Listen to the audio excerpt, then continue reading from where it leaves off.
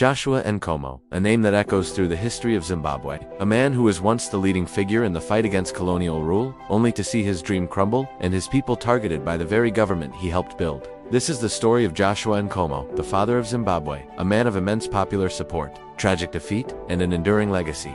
Nkomo was born in 1917, in what was then Southern Rhodesia. His journey into politics began in the 1940s, initially through trade unionism. But the true turning point came in 1957 when he was elected president of the Southern Rhodesia African National Congress, SRANC, the first real nationalist movement in the country. Under his leadership, the SRANC was the first organization to demand one man, one vote.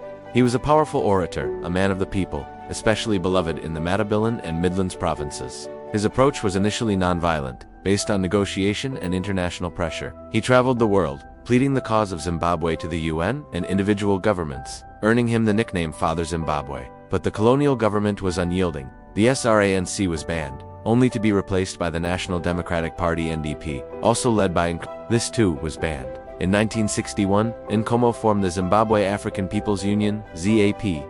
Internal divisions, however, were growing. Many felt Nkomo was too moderate and that nonviolence had run its course.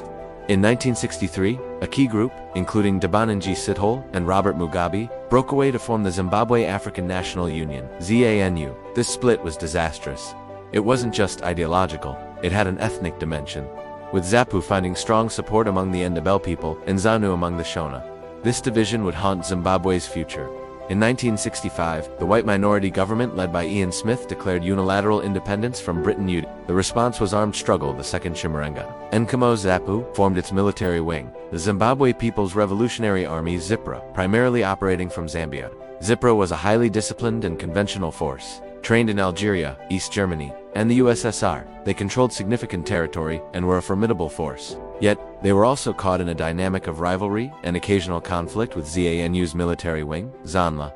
The war was brutal, protracted, and fought on two separate fronts. Finally, in 1979, the warring parties agreed to a ceasefire at the Lancaster House Conference in London. For Nkomo, it was the culmination of his life's work.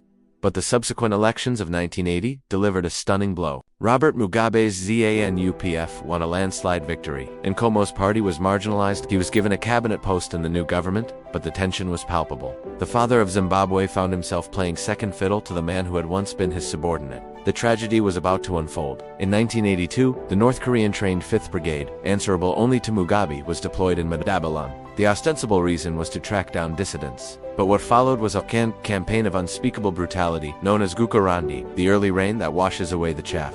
An estimated 20,000 Ndebele civilians were massacred. ZAPU leaders were arrested, and Nkomo himself was forced into exile in London, fleeing for his life across the border. This was the systematic destruction of Nkomo's political power and the alternative voice he represented. In 1987, seeing his people slaughtered, Nkomo agreed to the Unity Accord. ZAPU was absorbed into ZANU-PF, and Nkomo was made vice president. The massacres ended, but at a heavy price. For Mugabe, it was the creation of a one-party state.